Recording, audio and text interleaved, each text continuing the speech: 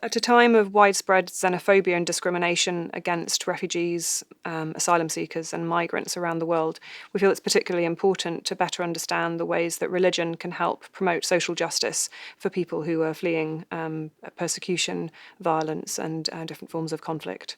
This can range from, for example, providing humanitarian assistance to a range of activities in support of advocacy, activism and solidarity for refugees. Religion is often identified as a source of conflict, violence and displacement, but it is also increasingly recognised by the United Nations, by NGOs and by civil society organisations that religion often plays a key role in motivating responses in support of refugees and migrants, and that's what we're interested in exploring.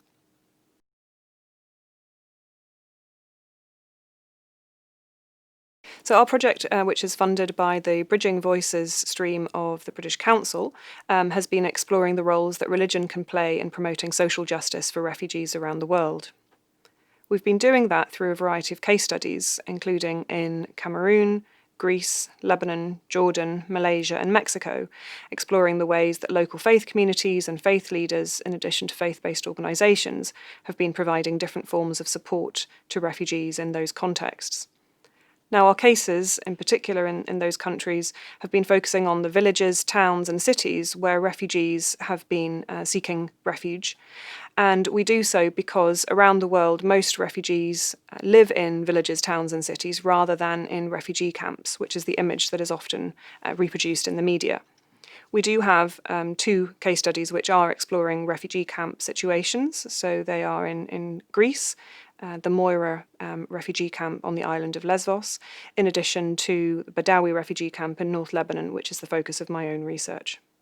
So a particular focus of our research has also been to explore the ways that refugees themselves provide assistance to other people affected by displacement, thereby correcting the assumption that refugees wait for international organisations or for citizens to provide them with assistance.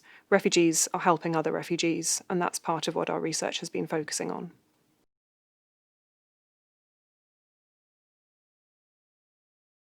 So in the research, we've been documenting a variety of responses, which include the provision of humanitarian assistance, so direct provision of aid, food, clothing, etc., but also examples of faith-based actors lobbying in favour of refugee rights on local, national and international levels, and also challenging xenophobia and discrimination against refugees.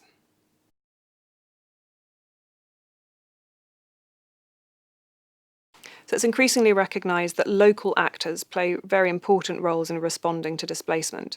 This includes individuals, households, communities and local organisations which provide responses through the provision of aid, through lobbying or through challenging discriminatory practices. And for many of these individuals and communities, faith is a very important part of their everyday life, and therefore religion plays both implicit but also explicit roles in motivating response and in the characteristics of the response that people are receiving from these local actors.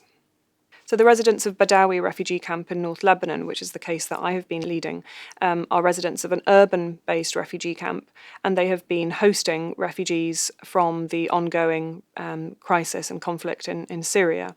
And here we have the residents of Badawi camp hosting Syrian refugees, but also Iraqi, Palestinian and Kurdish refugees who have been displaced by the Syrian conflict.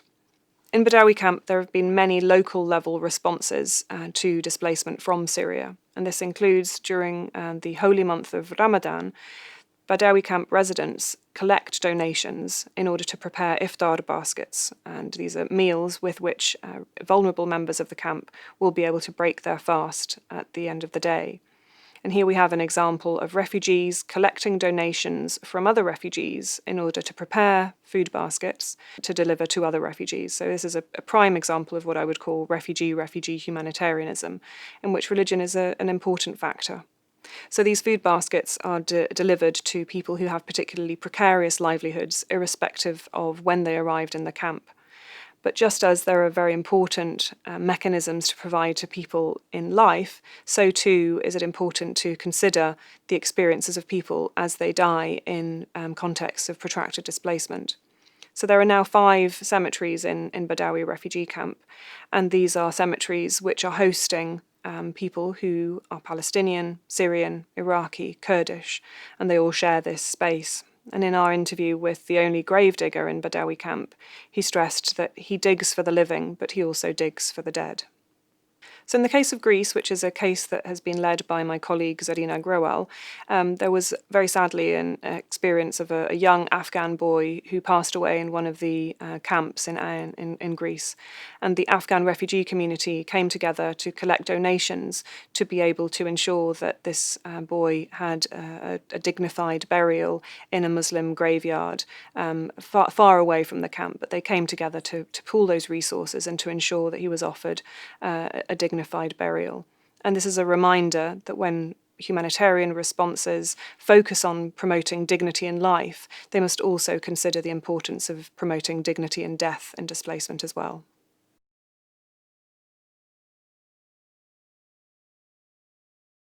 So our research has been documenting examples of refugee-refugee relationality and solidarity in Greece and in Lebanon in particular. And here we have been identifying examples that challenge the assumption that refugees will express hostility and rejection towards other people, including on the lines of ethnicity, nationality, and religious identity. So in the Greece research that Zarina Grewal has been conducting, in the City Plaza squat in Athens, she has been able to identify that far from tensions emerging across different groups of refugees sharing this space, far from that tension emerging, in fact, there have been strong connections and forms of solidarity building across these lines of difference, often united because of political opinion and political practices which are resisting structures of violence and oppression within that context.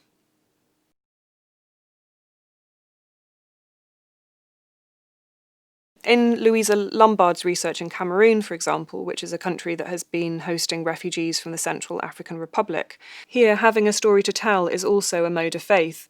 Faith in the power of a story to emotionally connect people and to organise experience in the midst of major change and insecurity.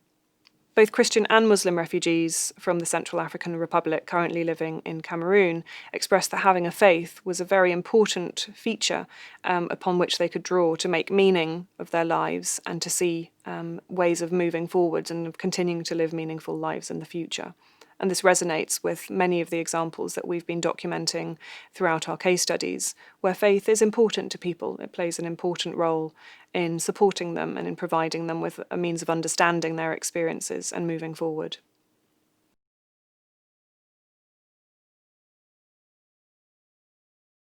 Displacement will unfortunately continue playing a significant role in the world moving forward.